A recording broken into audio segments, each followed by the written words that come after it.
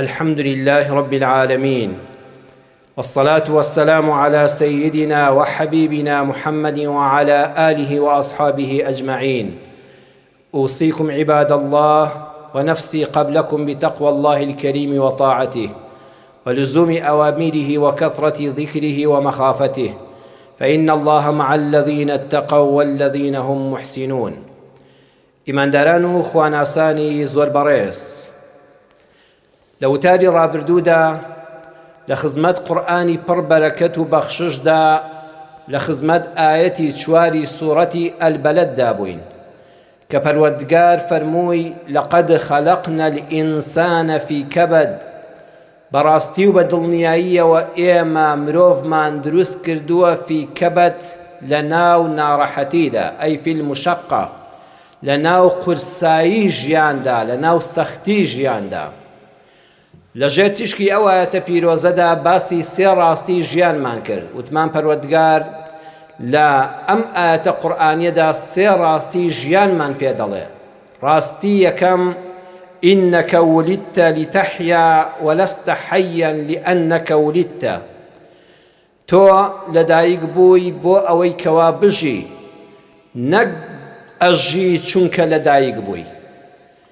ئەم بابەتەمان باس کرد. سوپاسی خوای پەروەردگار دەکەم کە کۆمەڵێک خوێندکار و لاو، کۆمەڵێک گەنج لە دوای وتار لە ڕۆژانی دوای هەینیدا هاتنە لام و چاوم پێیان کەوت، باسی ئەوەیان کرد کە مامۆستا لە وتارەکەتا کە زۆر بابەتێکی گرنگ بوو بە ئاسانی بەسەر ئەو بابەتەدا تێپەڕی و زۆر شید نەکردەوە. بەڕاستی ئەو خاڵە پێویستی بە شیکاری زیاتر بوو. سپاسی ئەڵڵا دەکەم سبحانه وتعالى کە ئەگەر لە مزگەوتی شانین، لە دەرەوەی مزگەوت خەڵک ئاوا بە تامەزرۆییەوە وەکو جەنابتان گوێ دەگرێت. ئەوە زیاتر هانمان دەدا کە ئینشاء الله تعالى بەردەوام بین لە سەرگەیاندنی پەیامەکە. ئەگەر لە مزگەوتە خەڵکانێک هەبن کە کەمیشن تەنها بۆ لە کۆڵکردنەوەی بە حیسابی خۆیان فەرزی جومعە و بەجێهێنانی نوێژی جومعە هاتبن و خواخوایانە وتارەکە زۆر کورد بێ و درەنگ دێ و زوو بڕواتە دەرەوە، لە دەرەوەی مزگەوت و لە ڕێی ئەم پەیجانەوە سوپاس بۆ خوا کەسانێک بەدڵ گوێ دەگرن و دەزانن لەکوێدا شیکاری بابەتەکە زیاتری دەوێ ئاگادارمان دەکەنەوە. لەسەر ئەو خاڵە بەویستی خوای گەورە بە پێویستی دەزانم بوەستم. ئەڵێن ئینەکە ولیدتە لتەحیا وەلەستە حەیەن لئەنەکە ولیدتە، پێمان دەڵێت 2 جۆر مرۆڤ هەیە لەسەر زەویدا، لە کۆندا و لە نوێدا و لە ئێستا و لە داهاتوودا 2 جۆر مرۆڤمان هەیە. یەکەمیان کەسانێکن دەژی چونکە لەدایک بووە، ئەڵێ ناچارم ئەمەوێ زیندوو بمێنمەوە، مادام لەدایک بووم دەسەڵاتی منی تێدا نییە، ئەمەوێ ماوەیەک لەسەر زەویدا زیندوێتی خۆم بپارێزم، چونکە ئێمە 2 کەسمان هەیە. وتارەکەمان ئەوە ناونیشانیەتی، تۆ دەژی یان زیندووی. ئەم جۆرە لە مرۆڤ ئاواتیان بەس زیندووبوونە. جا زیندووبوون صفاتی مرۆڤ نییە، صفاتی گیاندارانی تری. پشیلەیەک ڕۆژ شەو تا بەیانی دەسوڕێتەوە بە 2 حەشەراتێکە، ڕۆژ سەر بە چەندەها کون و تەنەکەدا دەکات لەبەر ئەوەی کەوا زیندوو بمێنێتەوە. هەروەها دوو لە ڕووی جەنابتان ئاژەڵەکانی تریش بە هەمان شێوە. ئەمانە کەسانێکن بیر و باوەڕیان نییە، واتە ئەوەندەی بیر لە زیندوومانەوەی خۆیان دەکەنەوە، بیر لەوە ناکەنەوە ئینسان دینی هەیە، مەبدەئی هەیە، بیر و باوەڕی هەیە، ئەو شتانە بەلای ئەوانەوە گرنگ نییە. ئەو کەسانە بۆمانەوەی زیندووبوونی خۆیان، نەک ژیانی ڕاستەقینە بە مرۆڤ، ویژدانیان سڕ بووە، ویژدانیان مردووە، بێویژدانن، هیچ ویژدانێکیان نییە. هەروەها ئەو کەسانە بێباکن بەرامبەر بە خەڵک. وەڵڵای نیوەی خەڵکی ئەم سەرزەویە ئەم شارە بمرێ، ئەو هەر بە خەیاڵیشی دانایە، جەڵە جا چ پەیوەندی بە منەوە هەیە، خۆگرفتێکی من نییە. تەنها خەمیان لە ژیانی خۆشیاندا دووشتە. ڕێزم هەیە بۆ یەک بەیەکی جەنابتان بیسەران و بینەرانی ئەم وتارە، کامێرامانانی بەڕێز، تەنها حەزیان لە تێرکردنی دەم و داوێنیانە. بەس ئەو دوانە خەمیانە، دەمیان لەگەڵ داوێنیان. کوردەواری دەڵێ لە کوێوە بایهات لەوێوە شەنی خۆیان دەکەن. ئەمانە لە کوێوە مەسلحەتیان بڕوا ڕویان لەو ئیتیجاه و لەو ڕێگایەیە. نیشانەی ئەو کەسانە کە جۆری یەکەمی مرۆڤن بەس بە زیندوێتی ڕازین نەک بە ژیانی ڕاستەقینەی مرۆڤ. جۆری یەکەمن دەڵێ دەژیم چونکە لەدایک بووم، مادام لەدایک بووم حەز ناکەم بمرم، حەز دەکەم زیندوێتیم بمێنێتەوە. بەڕێزان سەیری نیشانەکانیان کرد. یەکەمیان کێ پاشای وڵات بێ ئەمانە پیاوی ئەون، ئیتر گرفت نییە بەلایەنەوە، هیچ جیاوازی نییە، فەرقی نییە. ئەو پاشایەی کە حکومڕانی وڵاتەکەی دەکا خۆماڵی بێ یان داگیرکارێکی بێگانە بێ، ئەم هەر موتیعە، هیچ جیاوازی نییە بۆ ئەو، ئەم هەر گوێڕایەڵە. کەسێکی دادپەروەر بێ یان پاشایەکی ستەمکار بێ. لە هەموو بوارەکاندا ئەم لەگەڵ ئەو کەسەیە کە لەسەر کورسی حکومڕان دانیشتووە. مامۆستایەکە بوو لە قۆناغی بنەڕەتیدا بڕواتان هەبێ، خۆم لە پۆلەکەیە دانیشتوم، لە قۆناغی 4 بۆ 5 بنەڕەتی دەرسی پێدەوتین. ئەو کاتە وانەیەک هەبوو بە ناوی پەروەردەی نیشتیمانی. ئەو مامۆستایە لە پەروەردەی نیشتیمانیدا باسی ژیانی سەرۆکی ڕابردووی عێراقی لە ناوچوو سەدام حوسێنی بۆ دەکردین. بڕواتان هەبێ ئەوەندە جوان دەیڕازاندەوە. ئێمە تەمەنێکی کەم منداڵ باسی ئەو وای دەکرد بە قارەمانی ئومما، بە قارەمانی مێژووی مرۆڤایەتی، نەهامەتیەکانی ژیانی چۆن خۆی پێگەیاندووە، چۆن بۆتە سەرە کۆمار، چۆن عێراقی ڕزگار کردووە. ئیتر پێدا دەهات وای لەبەر چاوی ئەو خوێندکار و قوتابیانی ناو پۆلەکە ئەو مناڵانە شیرین دەکرد کە سەدام لە هەموو کەسی سەرزەوی بە پیرۆستتر و بە گەورەتر بزانی. ساڵان هاتن و چوون، جاو کەسانە کە هیچ بیر و باوەڕێکیان نییە لە کوێوە بای بێشان دەکەن بڕواتانە بێ پیریژ نابن. ساڵان هاتن و ڕۆیشتن و نەمزانی ئەو چی لێ هاتووە، شەوێک لە شاشەی تەلەڤیزۆنێکی دەسەڵاتەوە ئەو پیاوەم بینی، بڕواتان هەبێ و خۆی ماوەتەوە. نازانم ئێستا ماوەیان نا، ئەوە چەند ساڵێک لەمەوە بەردەڵێم. لە شاشەی تەلەڤیزۆنێکەوە چاوپێکەوتنی لەگەڵ دەکرا، باسی شۆڕش و کوردایەتی دەکرد، باسی شۆڕشی ئەیلولی دەکرد، باسی قارەمانیەتی پێشمەرگەی دەکرد، باسی خیانەتی دوژمنانی کوردی دەکرد. لەوانەیە 5 جار بۆ 6 جار گوێم لێ بوو بێدەیگوت ڕژێمی فاشیستی عەفلەقی بەعسی. هەر باشە بڕوان بە چاو گوێی خۆم نەدەکرد، هەتا ناوەکە هاتە سەر شاشە بەڵێ مامۆستا فڵان کەسە ڕێک ئەوە هەر ئەو پیاوە بوو زمانی بەعز بۆ ئێمەی ڕۆڵەی ئەم میلەتە ئەیویست سەدام کا بە قارەمان لەبەر چاومان، کە ئەو نەما ئەوانەی کە ئێستا لە حکومڕان و دەسەڵاتداری وڵاتن ئەمجا بە باڵای ئەمانی هەڵدەگوت، وای هەڵدەگوت وەکو خۆی شۆڕشی دانابێ و هەموو سەنگەرەکانی پێشمەرگا و لە پێشەوە بوو بێ. بۆیە ئەم کەسانە ئەوە نیشانەی یەکەمیانە. لە ئیسلامی ئێمەدا وانییە شێر لەسەر حکم بێ تۆ پیاوی ئەو بی، تۆ گۆچانی دەستی ئەو بی. لە ئیسلامی ئێمەدا سەمیعنا و ئەطەعنا، ئێمە گوێ ڕادەگرین، ئێمە گوێمان هەیە، گوێمان دانەخراوە. ئەگەر قسەکەت، ئەگەر فەرمانەکەت، ئەگەر حکمەکەت بە پێی فەرمانی ئەڵڵا بوو سوبحانەه وتەعالا، بە پێی فەرمودەکانی ڕەسوول الله بوو صلی الله عليه وسلم، بۆ خزمەتی خاک و خەڵک بوو، ئەطەعنا، منیش گوێڕایەڵیت دەکەم. لەو چاکەدا دەمەوێت دەستبارت بم ئەی فەرمان ڕەوای وڵات، بە هەموومان ئەم وڵاتە بپارێزین و گەشەی پێ بدەین. بەڵام گوێمدا نەخراوە بەس ئەطەعنا، چونکە ئەمانە سیفاتیان ئەوەیە، بەس ئەطەعنا، بەڵێ قوربان گرنگ نییە، من نامەوێت گوێم لە تۆ بێ، گرنگ ئەوەیە تۆ بفەرمووی من یەکسەر جێبەجێیکەم. ئیسلامی ئێمە سەمیعنا پاشان و ئەطەعنا، گوێمان دانەخراوە، گوێمان کردوتەوە، قسەکە دەچێتە مێشکمانەوە، هەڵی دەسەنگێنین بە تەرازوی قورئان و سونەت، پاشان ئەطەعنا. ئەگەر ڕەوا بوو ئەمجا گوێڕایەڵیت دەکەین. مەدرسەی ئیسلام ئیمامی ئەبوو بەکر پێدەگەیەنێ. ئیمامی ئەبوو بەکر کە بوو بە فەرمانڕەوای موسڵمانان فەرمووی خەڵکینە قەد ولیت عەلەیکم، بەڕاستی و بە دڵنیاییەوە من ئەمڕۆ لەلایەن گەلەوە کراوم بە سەرپەرشتیاری ئێوە. وەلەست بخەیریکم، من باشترین کەسی ناو ئێوەش نیم. والله ئیمامی ئەبوو بەکر تۆ باشترین کەسی ناو ئومەتی ئیسلامی. والله خوا شاهیدیت بۆ دەدا کە لە ناو هەموو ئومەتی ئیسلامدا لە دوای پێغەمبەران لە دوای پێغەمبەری خاتەم محەممەد صلی الله عليه وسلم تۆ گەورەترین باوەڕداری سەرزەوی ئیمامی ئەبوو بەکر. پێغەمبەر صلی الله عليه وسلم چەندەها فەرموودەی هەیە لەبارەی گەورەی ئیمامی ئەبوو بەکرەوە. یەکەم ئیمانداری ناو پیاوان بە بێد و دڵی یەکسەر ئیمانی بە ڕەسوول الله هێنا صلی الله عليه وسلم. یەکەم کەس کاتێک کە پێی وترا چۆتە ئیسرا و میعراج فەرمووی مادام ئەو فەرموو بێتی گرنگ نییە چی دەفەرمێ، گرنگ ئەوەیە ڕەسوول الله صلی الله عليه وسلم فەرموو بێتی یەکسە بڕوای پێ دەکەم. واللهی تۆ باشترین کەس بووی، بەڵام ئەمەت فێری ئومەتەکە کرد، ئەمەت فێری ئێمەی ئەهلی مزگەوت کرد وەلەست بخەیریکم.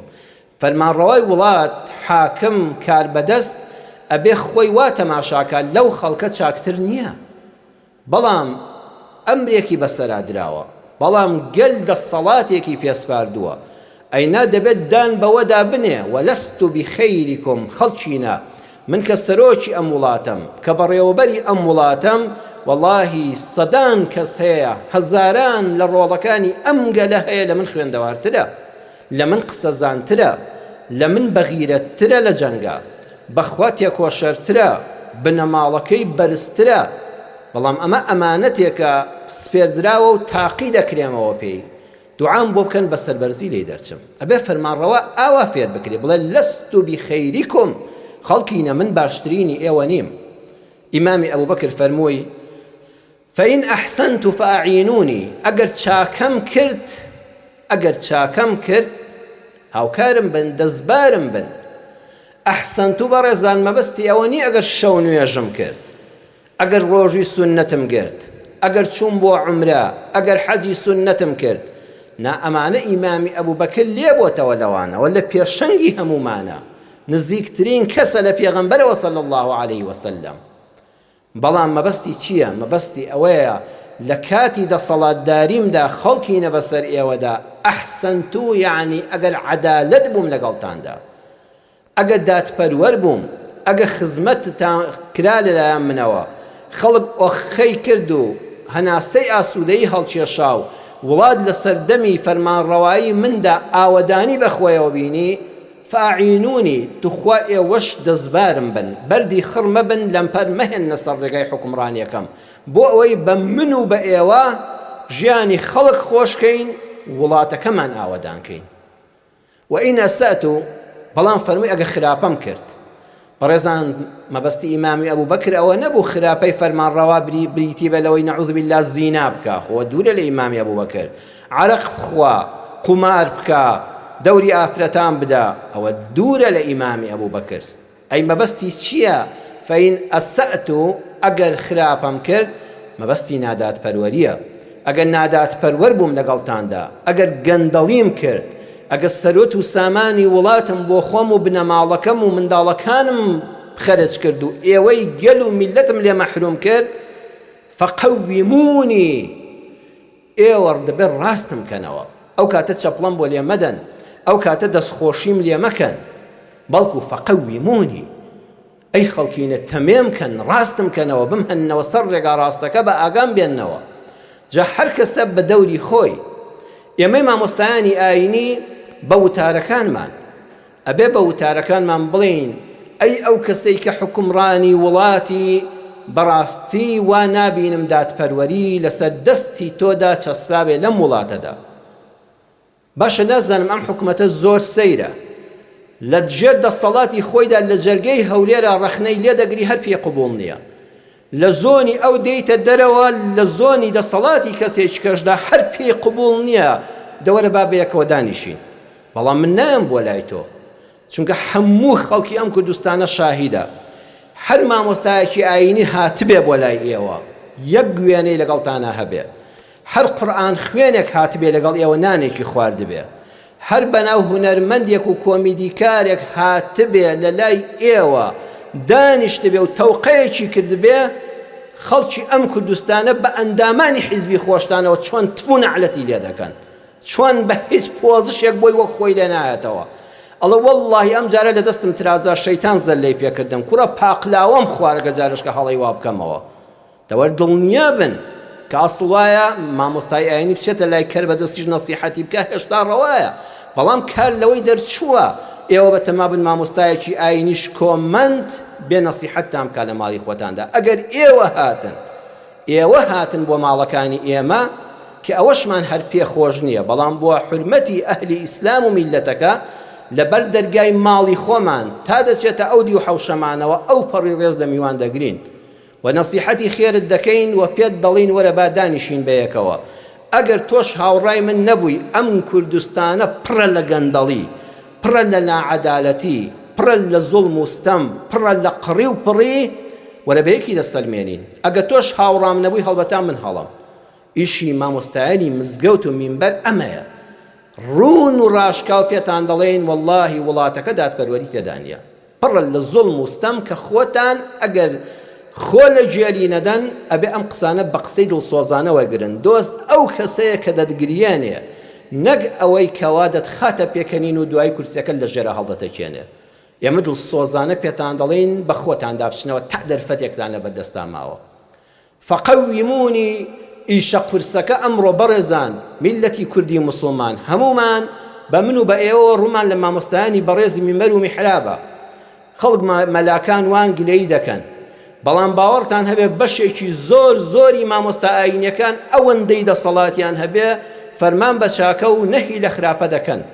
هەندێکی کەمیان نەبێ کە دەستەمۆی دەسەڵات بوون، ئەوانیش خۆیان بڕوایان پێی نییە، دڵنیابن، بەڵام کاکەوە نەوشەکانیان، قەسر و قسووریان، کۆمەڵە خەڵکن لە دەوری ئەمانە کۆبوونەوە دەیانەوێت ڕووکەشەکە زیارکەفتی کەن ئەم بۆگەنە. ئەوەی لە ناو بۆگەن بووە ئەمان دەیانەوێت بەرگی شەریعەتی بەبەراکەن بە ناوی مەلایەتیەوە، بە ناوی بۆردی وتاری ئاینیەوە. کۆمەڵە خەڵکی مشەخۆرن وەکۆی ئەو هەموو مەلایە عەقڵی جام بوو بێ نەزانێ ئەم وتارە باسی چی بکە، خۆیان بۆی دەنێرن. ئەویش یەک دانە لە وتارانی تەحەدا دەکەم چەند ساڵە ئەو بۆردە هەیە، یەک وتاری ئەمان بۆ خەڵک ناردبێ. بڵێن بە خەڵک بڵێن بەس بە زیندوێتی ڕازی مەبن، داوای ژیان و کەرامەتی ڕاستەقینەی مرۆڤ بکەن، بەخوا نایکەن، بەس ئەوانە سودمەندن، ئەینە لە دڵەوە خۆیان بڕوایان پێی نییە. بەڵام نان و کولێرە چەورەکە و پۆست و پلە و پایەکەیان کەوتۆتە ئەوەوە کە دەبێت لە خوا بترسن. واللهی دنیا زوو کۆتایی پێدێ بەجێی دێڵن مامۆستاینە، والله بەجێی دێڵن وا هێندێکتان پیر بوون لە لێواری قەبران کورە تەوبە بکەن، وازیان لێ بێنن وەرنەوە ناو مزگەوت، وەرنەوە ناو خەڵک، واز لەوە بێنن وتار بۆ خەڵک بنێرن. مەلایەک کە نەزانێ خۆی باسی چی بکە هەر گوناهە مەلا بێ، هەر گوناهە لەسەر مینبەری ڕەسوول الله صلی الله علیه وسلم. دوای مامۆستایانی ئاینی مامۆستایان وڵای کەم تەرخەمیان نەکردووە، تکایە با خەڵک دەمی پارێزە لە ئاستی مامۆستایانی پایەبەرزی ئیسلام. ئەوە ئیشی گەورەی پەرلەمانتارە کە جەنابەت ئەوەندەت پەنجە بۆ تێ کردووە. من جاری کەش کە لەسەر مینبەر بووم وتومە دەوڵەمەند هەتا ئێرێ بەحاڵ ئەگەر دەنگ بدا پەنجەی سەری پەنجەی نینۆکی هێشتا پیس نەبووە. فەقیری ئێمە کە پەنجەی تێڕۆ دەکا مەرەکەبەکە بەم پەنجەشی هاتۆتە خوارێ، ئەوەندە بە قووە تێڕۆ کردووە. بەڵام تۆ 8 ملیۆن دینار دەدەی بە پەرلەمانتارێک. مامۆستایانی چیت داوەتێ؟ چیت داوەتێ کە ئەوەندەش گلەیی لێ دەکەی؟ بەڵام ئەو پەرلەمانتاری کە تۆ هەڵت بژاردووە لەوەتی پەرلەمانی کوردستان هەیە، یەکێ بێ لەگەڵ مادانیشە جگەل لە تێربوونی خۆیان لە دەوڵەمەندبوونی خۆیان ئەو پەرلەمانە یەک زەڕە سوودی بۆ ئەم میلەتە هەبوو بێ. لەوەتی جەنابت دەنگ دەدەی یەک تۆز ژیانت خۆش بوو بێ، بەس ژیانی ئەوانت خۆش کردووە کە ناردووتنە سەرێ. ئێستاوە دەمانگە نازانم چەندە جەنابتان باشتر دەزان، دەمانگە چەندەوە پەرلەمان هەڵبژێردراوە، یەک کۆبوونەوەی نەکردووە، یەک بڕگەی دەرنەکردووە، یەک قسەی خێری بۆ ئەو میلەتە نەکردووە، مەگەر کەسێک کردبێتی وەکو ڕۆژنامەنووس و سەر و حیزب و شتیوا کردبێتی، ئەوەش حیساب نییە، ئەوە بە پەرلەمانتاری حیساب نییە. هەموو مانگێش موچەفولەکەی خۆی وەرگرتووە. لەم دەمانگەدا بەس خەریکن لە هەولێر چۆن خانوو وەرگرن، شوقە وەرگرن، عەرز وەرگرن، پاسەواندا بمەزرێنن، پاسەوانی وەهمی زمانی 40 جاشەتی کاتی خۆی مستەشار و ئەمن مەفرەزە خاسەکان حیمایان هەبوون لە حکومەت 80 دیناریان وەردەگرن. من لە بیرمەوە جەنابیشتان ئەوەی تەمەنێکتان هەیە لە بیرتانە بە جاشەکەی دەگوت 40 دینار بۆ تۆ 40 دینار بۆ من بڕۆ دەوام مەکە. ئەو پەرلەمانتارانە عینی مستەشار و جاشەکانی قەدیمن. زۆرێک لە حیمایەکانیان دەڵێن کاکە نیوەی موچەکە بۆ من 800,000 ملیۆنێکە چەندە 500 بۆ من لە ماڵە دەیخۆم 500 تۆ بڕۆ بە خۆتی خەریکی ئیشی خۆت بە من پاسەوانم بۆ چییە؟ یەک دوێشی لەگەڵ خۆی ماونەوە. تۆ بڕۆ ملی ئەوانە بگرە کاکە، ئەوە حەق وایە خەڵک چێتە سەر ماڵەکانیان بڵێ تۆ مانگی 8 ملیۆن لە کوردستان 30 ملیۆن پەرلەمانتاری وەڵا دایمە موبایلم بەگوێوەیە، تۆ تۆ 20 ملیۆن بدە بە من حەد شەو ڕۆژ نایڵم تا مێشکم دەتەقی مۆبایلەکەم داگرم. خەڵک کرێکارە تا ئێوارە بلۆک دەشێشێ حکومەت یاساکەی وەڵا نابێت لە 15,000 کەمتر بۆ بلۆک کێشان هەبێ. ئەی تۆ بە چ ڕەوایەتێک 30 ملیۆن دینار بەبێ ئەو هەموو حیمایەوە هەمەی کە دەشی خۆی جا لە دیندارەوە حتا بێدینی لە ئیسلامی حتا چەپی هەمووی وەکو یەک هەمووی کەوتۆتە ئەو زەریای گەندەڵیەوە. بەڕێزان فەقەویمونی ئیشی پەرلەمانە لەوێ هاوارکە پەنجە بکاتە چاوی بەرپرسانی وڵاتەوە. فەقەویمونی میلەت وشیار بێ جارێک لە کونێکەوە مارپێوەیدای خوا مارەکە بگرێ جاری دووەم خوا خۆت بگرێ کوڕەمە تۆ 100 جار پەنجەت گەسراوە هەر تەنبێ نەبووی فەقەویمونی دەڕاستم کەوە. بۆیە ئەمە پەروەدەی ئیسلامە. خولەفای ڕاشیدین ڕەزا و ڕەحمەتی خوایان لێبێ لە دوای ئەو 4 خەلیفەوە ئەوەش کۆتایی پێهات چونکە عەبدولمەلیکی کوڕی مەڕوان ئەو بە کتێب لامە کاتێک کە بوو بە خەلیفە وتی خەڵکینە وەڵای هەر مەلایەک هەر نوێنەری گەل و میلەتێک هەر کەسێک پێم بڵێ ئیتەقیلا لە خوا بترسە وەڵاهی سەری لە لاشەی جیا دەکەمەوە بەو شمشێرە. کەس مافی ئەوەی نییە پێم بڵێ دادپەروەر بە وابکە وامەکە بۆ خۆم عەقڵم هەیە بۆ خۆم لە هەموو شتێ باشتر دەزانم. لەوەوە سیستەمەکە تێکچوو هەتا ئێستا. بۆیە خاڵی یەکەم ئەو کەسانی بەس بە زیندوێتی ڕازین ئاواتیان ئەوەیە شێل لەسەر کورسی دەسەڵات بێ ئەمان پیاوی ئەون. دوو ئیشیان چەپڵە لێدانە بەس خەریکیان چەپڵە لێدانن. جاران دەیانگوت بیڕۆح بیدەم ئێستاش هەر ئەوانن بە کوردی دروشمەکە دەڵێنەوە بۆ جەنابی یەکێکیکە ئەوەش بڕوای یەکێکی تر بێ بڕواتان هەبێ من هەر لەسەر مینبەر لا دەدرێمەوە من دڵنیام زمانی بەعس هەر نایاندەهێش زمانی ئەمانە هەر نایاڵن ئەمانە بڕۆن یەکێشکە بێ ئەوەی ئەمڕۆ راپۆر لە من دەدا سپێنێ بڕواتان هەبێ هەر ئەو لەسەر مینبەر من لا دەداتەوە چونکە ئێمە پێمان ناکرێ پیاوی خەڵک بین بەس ئەوانە هەموو دەمێ پیاوی خەڵکن شێر لەسەر کار بێت شەپڵە لێدەر هەر ئەوانن. سێم نیشانەیان حەزیان لە کاسەلێسی و بەرماوەیە بەنانی حەڵاڵ سکیان دەترشێ مەعیدەیان دەترشێ حەزیان لە نانی عیزەت نییە. 300,000 بدەیە و بە کوشتیدا بڵێم ملیۆنێک دینار لەوێ وەرە کرێکاریکی حەڵاڵ کردە بەخوا پێم ناکرێ حەزم لەو کاسەلێسیەیە. چوارەم شانازی بە نۆکەری و کۆیلایەتی خۆیانەوە دەکەن. ئەمانە بۆ زیندومانەوەیان بۆ چڵکا و بەرماوەی بەرپرسەکانیان ئامادەن دینیان کەسایەتی و شەخسیەتیان هەمووی بفرۆشن. ئەمانە ئامادەن جاسووسی لەسەر برای دایک و باوکی خۆیان بکەن. واللهی برای دایک و باوکی خۆی بەگر دەدا بۆ ئەوەی چڵکا و بەرماوەیەک وەرگرێ بەس خۆی زیندوو بمێنێتەوە. ئەمانە گورزی دەسەڵاتی گورزی دەستی ستەمکارانن بۆ کەسانی چەوساوەی وەکو خۆیان. ئەمە خۆی چەوساوەیە بۆتە گورزی دەستی دەسەڵاتدارانی ستەمکار بۆ لێدانی چەوساوەیەکی وەکو خۆی. بەسەراتێکی ڕاستەقینەتان عەرز دەکەم ناوی کتێب و هەموو شتەکەتان پێ دەڵێم کتێبێک هەیە داستانی ئێمە چیرۆکی تۆ لە نووسین و کۆکردنەوەی مامۆستا ئایات فەهمیە چاپی یەکەم 2019 چاپکراوە ناوەندی سارا لە سلێمانی چاپی کردووە لە لاپەڕەی 33دا. ئەڵەیە کۆیلەکانی ئەمریکا کاتی خۆی بووبوونە دوو بەش. ئاغاکان دەسەڵاتدارەکان کۆیلەکانیان کرد بۆ دوو بەش. بەشێکیان هەڵبژاردبوون لە ماڵەوە خزمەتکاریان پێ بکەن خزمەتکاری ماڵیان دەکرد. بەشێکیان لە کێڵگەکاندا کاریان پێدەکردن. ئەوانەی خزمەتکاری ماڵێ بوون هەر کۆیلە بوون ئەمانە وەزعیان باشتر بوو. کاتێک کە سەرۆک و دەسەڵاتدارەکان تێریان دەخوارد ئێسق و پرسق و بەرماوەیش لەو شتەکە دەدرا بەوان بەرنەماوەکەیان دەخوارد. ئەو جلوبەرگەی کە خۆیان پێی ڕازی نەدەبوون ئیتر تازە لەبەریان نەدەکرد بە کەڵک نەدەما فڕیان دەدا دەیانگوت ئێوە ئەوج لە کۆنانی ئێمە لەبەرکەن. واتە ئەمان هەم بەرماوەیەکیان چەوریان دەخوارد هەم جلە کۆنی پاشا و سەرکردەکانیان لەبەر دەکرد.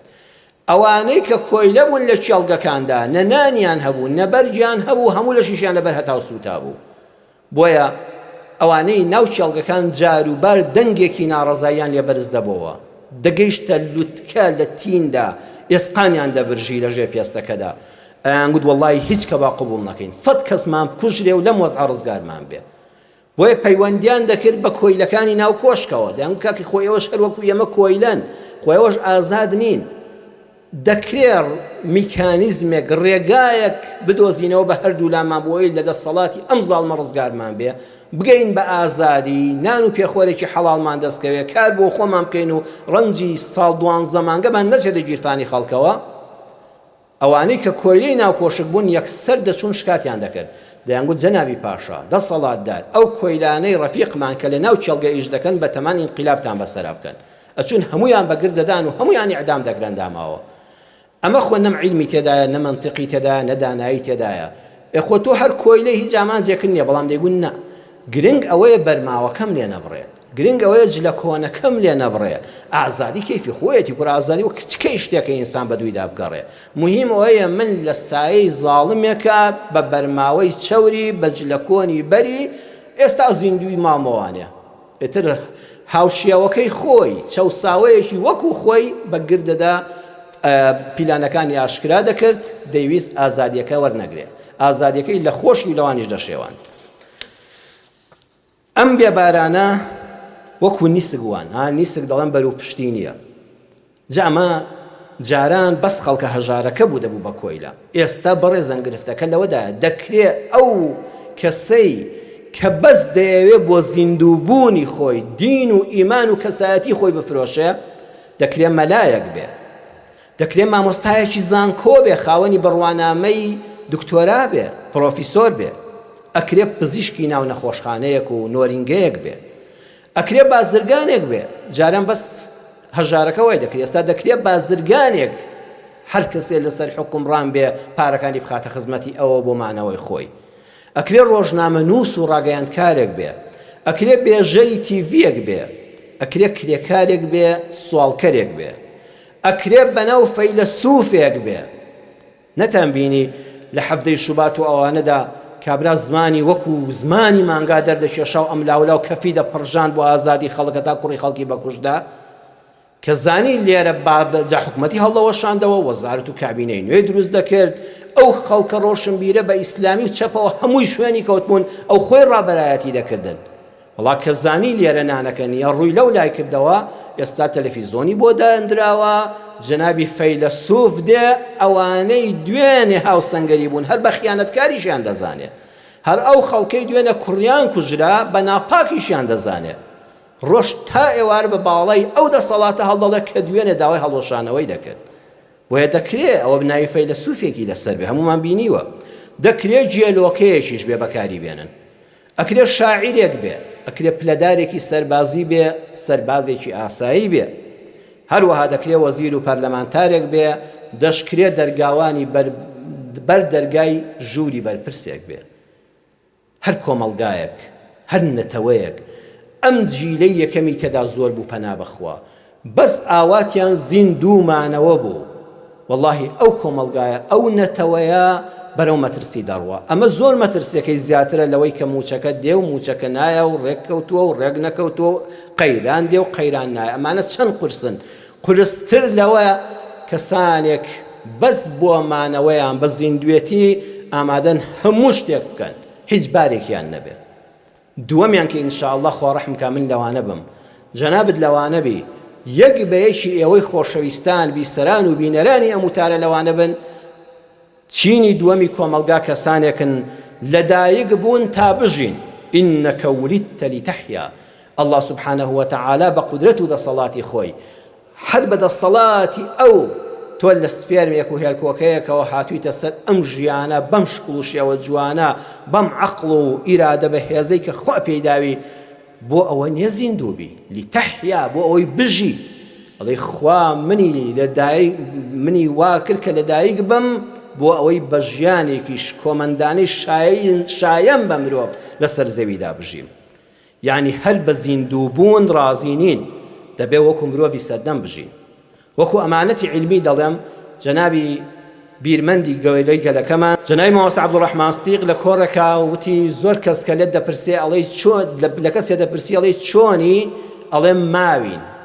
فەرمووی ماوین هیچ نییە، چۆن ماوی گرنگە. بەڕاستی قسەیەکی جوانە. ماوین هیچ نییە کاکە چۆن ماوی گرنگە، بە چۆن ماوی گرنگە. ئەم مرۆڤەمە بەمدەیانە، ئەم مرۆڤە ئیماندارانە ژیانیان پڕە لە ناڕەحەتی. فی کەبەت مرۆڤ تا پێشەنگتر بێ، تا گەورەتر بێ، ژان و خەمی ژیانی زۆرترە. پێشینانی ئێمە فەرموویانە تا سەربانت گەورەتر بێ بە فەرماڵینت زۆرتر دەبێت. تۆ یەک ژوورت هەبێت لە لادیەکانی خۆماندا جاران کە بەفر زۆر دەباری، یەک ژوورت هەبێت بە ماوەی 5-6 دقە سەربانەکەت پا دەکەیەوە بۆ سەلامەتی دارەکان و سەقفی خانوە گڵەکەت. بەڵام کاتێک کە تۆ چەندەها ژووری گەورە و دیواخانت هەبێ، وەڵا بە چەند سەعات لەناو بەفرەکە دەمێنیتەوە تا سەربانەکەت خاوێن دەکەیتەوە، تا سەربانت گەورەتر بێ بە فەرماڵینیش زۆرتر دەبێت. بۆیە لە فەرمودەدا هاتووە ئەشەد الناس بەلاء الأنبیاء ثم الأمثل فالأمثل. ناڕەحەتترین سەختترین ژیان کە هاتۆتە پێش وەچێ بۆ پێغەمبەرانە سەلامی خۆیان لەسەر بێ، پاشان لە دوای ئەوان بۆ جیلی دوای پێغەمبەران سەحابەکان ثم الأمثل فالأمثل حتا دێتە خوارەوە. واتە بە ئەندازەی بەهێزی ئیمانەکەت تۆ خەم و پەژارە و ناڕەحەتیت هەیە. ئینسانی دیندار، ئینسانی ژیر، ئینسانی بە هەڵوێست گەورەترین خەمی دینەکەیەتی بەڕێزان، خەمی دین. ئەمڕۆ وەڵڵاهی خەمی دینەکەمان بێ، خوا نەخواستە وریا نەبی کە دینەکە لەدەستدا هەموو شتێکت لەدەستداوە. لە صحیح مسلمە کۆتایی وتارەکە دەچینە خزمەت ئەم فەرمودەی پێغەمبەری خوا صلی الله عليه وسلم: بادروا بالأعمال الصالحة. خەڵکی نەپەلە بکەن خێرا دەفتەری ئەعمالتان پڕکەن لە چاکە تا دەرفەت ماوە، بەڵام هەموو کردەوەیەک نا. الأعمال الصالحة، الأعمال الصالحة صالحەی دەبێ لەگەڵ بێ، بە دوو مەرج دەبێتە صالحە کار و کردەوە، ئەخلەصها و ئەصوەبها. نێتی ناودڵت بەس بۆ خوا بێ، وریا بە شەیتان فێڵت لێ نەکە، ئەوەی دەیڵێ ئەوەی دەیکەی بەس بۆ ئەڵڵا بێ سبحانه وتعالى، نە بۆ ڕەزامەندی کەس بێ، نە لە ڕقی کەس بێ، بەس بۆ خوا. دووەمیان لەسەر ڕێبازی پێغەمبەر بێ صلی الله عليه وسلم. ئێستا تۆ بچی بڵێ وەڵا حەز دەکەم لە جیاتی 5 نوێژی فەرز، وەڵا 10 نوێژی فەرز بکەم، دووجار نوێژی بەیانیان بکەم، نەک ناتباتە بەهەشت، سرت لە جەهەنەمەوە دەرەکات، چونکە پێغەمبەر صلی الله عليه وسلم ئەوەی فێر نەکردووی. نێتت بۆ خوا بکە و کردەوەی کردت بەس بۆ خوا، بەخشیت هەر بۆ خوا بێ، قسەت کرد وتارتدا هەر بۆ خوا بێ، گوێت کرد هەر بۆ خوا بێ، نەسیحەتی خەڵکت کرد هەر بۆ خوا بێ، و لەسەر ئەو ڕێبازش بێ کە ڕەسوول الله صلی الله عليه وسلم فەرمانی پێ کردووە. ئەینە ئەویشت بەسەرا ڕەت دەبێتەوە، ڕەنج بە خەسار، ماندوو دەست بەتاڵی قیامەت. فەرمووی فەستەکون فتنە کەقطع الليل المظلم. وەڵڵاهی فریا نەکەون، فریای خۆت نەکەوی، ئەمڕۆ مەخە بەیانی، ئەمڕۆ مەخە شەو، توێشەبەرەی قیامەتت پڕکە، چونکە فەرمووی ڕۆژی ڕەشت چۆن تاریکایی لەسەر تاریکایی دێ، ئاوا فیتنە ڕوو لەم ئومەتی ئیسلامە دەکا. فیتنەکە مەبەستی گرانی نەبوو، مەبەستی بێموچەیی نەبوو. يصبح الرجل مؤمنا ويمسي كافرا ويمسي مؤمنا ويصبح كافرا. فەرمووی هەیە بەیانی ڕۆژی کردوتەوە، نوێژی بەیانیشی کردو، ئیماندار بووە، بەڵام ئێوارە کە خۆر ئاوا دەبێت دێتە ماڵەوە بە کافری هاتۆتە ماڵەوە، پەنا بە ئەڵڵا. هەیە شەو کە چووە ماڵەوە نوێژی مەغریبی و عیشاشی کرد، ئیماندار بوو، بەڵام بەیانی کە ڕۆژی کردوتەوە ئیمانەکە لە لاشەیان نەماوە، بەبێ ئیمانی بە کافری ڕۆژی کردەوە. یعنی جار هەیە بە یەک هەڵوێست. شەو بەدیا تەلەڤیزۆنێکەوە دانیشتووە، مسلمانێک لەو سەری دنیا خوێنی ڕژاوە، ئەم گوڵە داڵی وازیان لێبێن، ئەوە کاتی خۆی ئێمە ئەنفال دەکرێن، ئەوانە پێمان پێ دەکەنین بە خوێن ڕشتنی ئەو منداڵی کە ئاگای لە هیچ نییە، ئەو ژنە ئەو کرێکارە فەقیری ئاگای لە سیاسەتی دنیا هەر نییە، تۆی هەر نەبیست تۆ کە ئەنفال کراوی داماوە، ئەویش وەک تۆ دەمەیە کە مەزڵومە، تۆ بسکەی سمێڵت بێ، خۆشحاڵبی بە کوشتنی، ئیمانەکە لە لاشەت دەڕواتە دەرەوە. بەیانی ڕۆیشتویە دەرەوە، ئیماندار بووی، بە یاسایەک ڕازی بووی کە خوا پێی ڕازی نییە، ئیمانەکە لە لاشەت دەچێتە دەرەوە. پێغەمبەر صلی الله عليه وسلم فەرمووی يبيع دينه بعرض من الدنيا. ئەوەی کە ئیمانەکە لە لاشەت دەچێتە دەرەوە بەبێ ئیمانی دنیا بەجێ دەڵی نەعوذ بالله، کە ئەوە کارە ساتە، بەس ئەوە کارە ساتە و تەعویز بوونەوەی نییە کە ئیمانەکە لەدەست دەی. ئەویش ئەوەیە خەڵک دینەکەی دەفرۆشێ، دین فرۆشتن بعرض من الدنيا، بە کەلوپەلێکی ئەم دنیایە.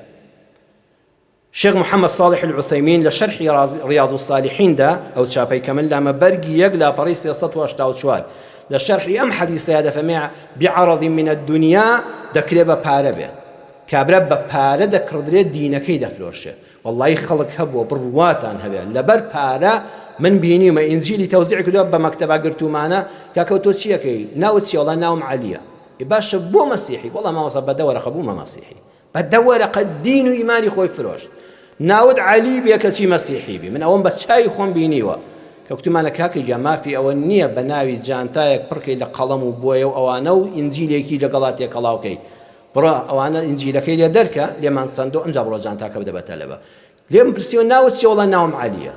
بڕواتان هەبێ دام نیشاندووە نەسیحەتم کردووە خەری بۆ دڵی پڕ ببێ وەڵی مامۆستا بەدەوەرەقە بوومە مەسیحی. دین و ئیمان بەدەوەرەقە. وەڵی گەنج لەم شاری سلێمانەدا پرسی پێ کردوم مامۆستاگە بمە زەردەشتی لە ئەوروپای ئیقامەیەکم دەدەنێ وەڵی بڕواشم پێی نییە. وتمە برام وەڵی دوو جار خیانەتە تۆ لە دینی محەممەد خۆت دەخەیتە دەرەوە کافر دەبی خیانەت بە کەسێکیش کردووە کە متمانەی پێتە بە حیساب و یا زەردەشتی نە موسڵمانی و نە زەردەشتی دوو جار خائینی بعرض من الدنيا بإقامەیەکی ئەوروپا خۆی بێبەری دەکات لە دینی محەممەد صلی الله عليه وسلم. ئەمن بەڵایە ئەبی ئێمە ئەم خەمەمان هەبێ بەڕێزان کوڕە خەمیەوەت بێ نەڵێ مننا لەوانەیە خوا نەخواستە تۆش بگرێتەوە خەمی منداڵەکانت بێ نایان خەڵەتیانن جا دەفەرمێ بە ماڵ بەجا ئەڵەن کاکە لە خۆمانە نزیک دەکەینەوە وەرە لە خۆم نزیک بەوە ئیمانەکەت تۆ لەو لاوە دەدۆڕێنی تا لەو زاڵمە نزیک بێەوە لە ئیمان دوور دەکەوێەوە هەتا ئیمانەکە نامێنێت ئەو ڕیاسەتین یان دەفەرمێ ئیبن عوسەیمین دەفەرمێ هەیە بە پلەپۆستێک تا وەردەگرێ بڵێن کافر بە دینی محەممەد نەعوذ بالله دڵە کافرم بە دینی محەممەد نەعوذ بالله دەڵێ والله دەڵێ بەس بۆی ئەو پلەپۆستەی دەنێ دەفەرمێ نیسا هەیە بە ئافرەت بەخوا لە پێناوی ئافرەتێکە ئامادەیە دینەکەی خۆی بگۆڕێ واز دە دینی ئیسلام بێنێ بۆیە فی کەبەت کاکە ئێمە دایمە لە خەفەتین خەفەتەکە گەورەترینی ئەوەیە ئاگەر لە دینەکە دەبێ دینەکە لە دەست نەدەی یەبیع دینەه بعرض من الدنيا کەوە قەت قەرەبووی ناکرێتەوە جا هەر کەسێکیش پەنا بەخوا دینی فرۆشت والله یەقینتان هەبێ بۆی ئەمەندە لەسەر دین ئێمە تەرکیز دەکەین کە ئەوەی ئامادە بوو دینی بفرۆشێ نیشتیمانیشی دەفرۆشێ نەتەوەکەشی دەفرۆشێ خاکەکەشی دەفرۆشێ براکەشی دەفرۆشێ هەموو خۆفرۆشیەکان گەلفرۆشیەکان نەتەوە فرۆشیەکان لە دین فرۆشیەوە سەرچاویان گرتووە ئەوەی کە بینی خۆی خۆی ئاوەدان بێ ئەوەی کە دایمە چاوی لە بەهەش بێ والله قەت خیانەت لە نیشتیمانی ناکە قەت خیانەت لە مرۆڤێکی هاوڕێی ناکە قەت خیانەت لە گەل و نەتەوەکەی خۆی ناکە وتارەکەمان لێرە کۆتایی پێدێنم زیاتر درێژی ناکەمەوە ئینشاء الله درێژەی پێدەدەین کە تۆ خوا فەرمووی لەقەد خەلەقنا الئینسانە فی کەبەد لە خزمەت ئەم قورئانەدا لە خزمەت ئەم ئاەتی ژمارە 4 سوورەتی ئەلبەلەدا ئینشاء الله لەگەڵمانە بن درێژە بەم زنجیرە باسە دەدەین بە پشتیوانی خوای تەنها و بێشەریک یا ربی خوای باشتر لە قورئانەکەت شارەزامان کەی یا ربی خوای پەروەردگار باشتر لەم ئیسلامە بەهرەمەندمان کەی یا الله ژیانێکی شایستە بە مرۆڤمان پێ ببەخشی خوا لەو چینە نەبین لەو تاقمە نەبین کە بەس بە زیندوێتی و بەمان لەسەر زەوی ڕازی بین یا ربی خوا لەو کەسانە نەبین کە بۆ زیندوو بوون ئامادەن دین و کەسایەتی خۆیان بدۆڕێنن خوا دینەکەمان سەلامت کەی خوا ئیمانەکەمان سەلامت کەی خوا ئەم ئیسلامەتیە گەورەترین شاخەڵاتی تۆیە پێت بەخشیوین خوا لەلامان بمێنێتەوە نەیدۆڕێنین نەیفرۆشین لێمان نەکڕن نەمان کڕن خوایە قورسایی و سەنگینی خۆمان لەدەست نەدەین حتا ئەمانەتی ئەو ڕوحەمان لەسەر ئەشهەدو ئەن لا ئیلاهە ئیلا الله وأشهد أن محمدا رسول الله لێوەردەگریەوە ڕسووری قاپی تۆ بین یا ربی خۆیان خەجاڵەتی بەردەمی پێغەمبەری خوا نەبین صلی الله عليه وسلم یا الله یا شافی شیفای نەخۆشەکانمان بۆ بنێری دڵبەخەمەکانمان دڵخۆشکەی دەرگایەکی ڕەحمەت لەم ئومەتی ئیسلامە لە ناویشیدا لەم میلەتی کوردی موسڵمانە بکەیتەوە آمين آمين آمين والحمد لله رب العالمين